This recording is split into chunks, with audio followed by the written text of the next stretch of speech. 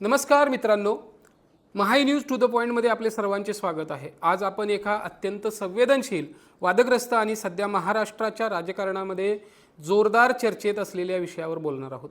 तो विषय म्हणजे महाराष्ट्रात लव जिहाद आणि अवैध धर्मांतर विरोधी कायदा आणावा का।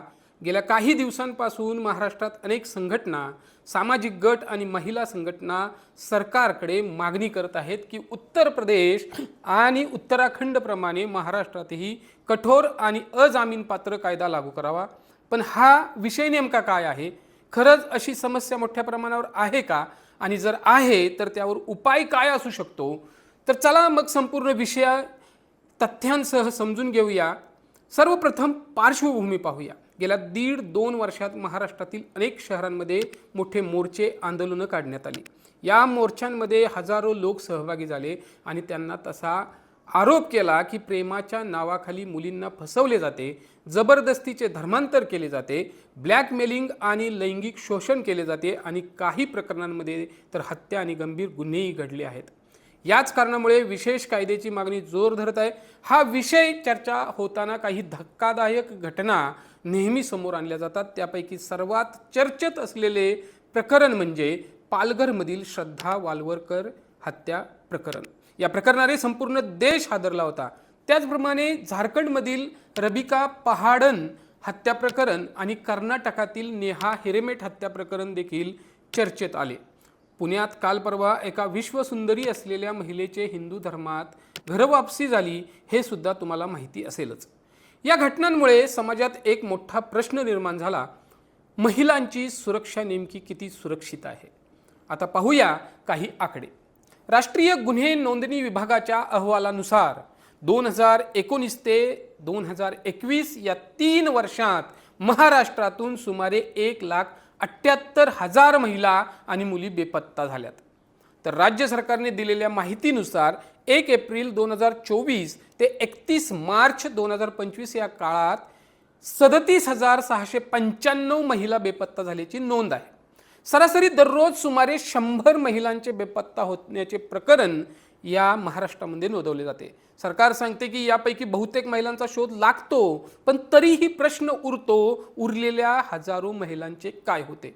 काही संघटनांचा दावा आहे की या प्रकरणामध्ये मानवी तस्करी, जबरदस्तीचे धर्मांतर किंवा आंतरराष्ट्रीय गुन्हेगारी नेटवर्क असलेल्या काही संघटनांचा सहभाग असू शकतो। काही अहवालांमध्ये असेही नमूद करण्यात आले की काही महिलांना फसवून दहशतवादी संघटनांमध्ये सामील होण्यासाठी परदेशात पाठवले गेले होते।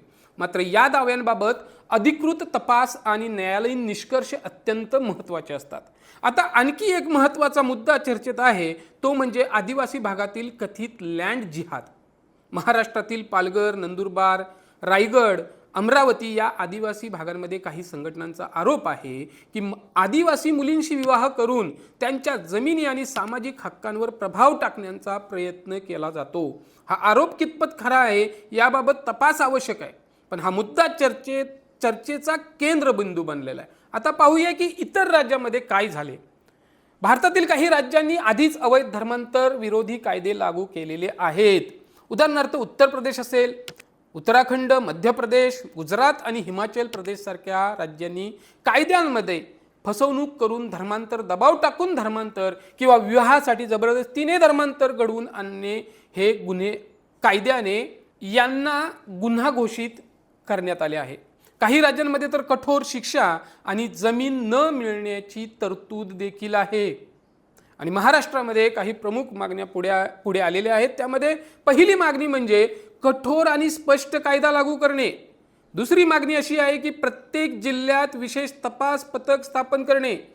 तिसरी मागणी अशी आहे की या प्रकरणांना जलद गती न्यायालयामध्ये चालू करणे। चौथी मागणी अशी आहे की बेपत्ता महिलांचा शोध घेण्यासाठी विशेष मोहीम राबवणे। आणि पाचवी मागणी अशी आहे की आंतरधर्मीय विवाह किंवा धर्मांतरासाठी पूर्वसूचना प्रक्रिया ठेवणे। पण या सर्व विषयात एक मोठा आणि संवेदनशील प्रश्न उभा राहतो, तो म्हणजे महिलांची सुरक्षा आणि वैयक्तिक स्वातंत्र्य यामध्ये संतुलन कसे राखायचे। एका बाजूला आहे फसवणूक, जबरदस्ती आणि गुन्हेगारी रोखण्याची गरज, तर दुसऱ्या बाजूला आहे व्यक्ती स्वातंत्र्य, प्रेमविवाह करण्याचा अधिकार आणि संविधानिक हक्क. म्हणूनच अनेक तज्ज्ञ म्हणतात की जर असा कायदा आणायचा असेल तर तो अत्यंत संतुलित, स्पष्ट आणि गैरवापर टाळणारा असायला हवा. इतिहास पाहिला तर महाराष्ट्र हा छत्रपती शिवाजी महाराजांचं राज्य आहे. इथे स्त्रियांच्या सन्मानाला सर्वोच्च स्थान दिले गेले. म्हणूनच आजचा मुख्य प्रश्न असा आहे की महिलांची सुरक्षा सुनिश्चित करताना समाजात तणाव न वाढवता योग्य कायदा कसा करायचा, आणि हा निर्णय आता राज्य सरकार आणि विधिमंडळाला घ्यावा लागणार आहे.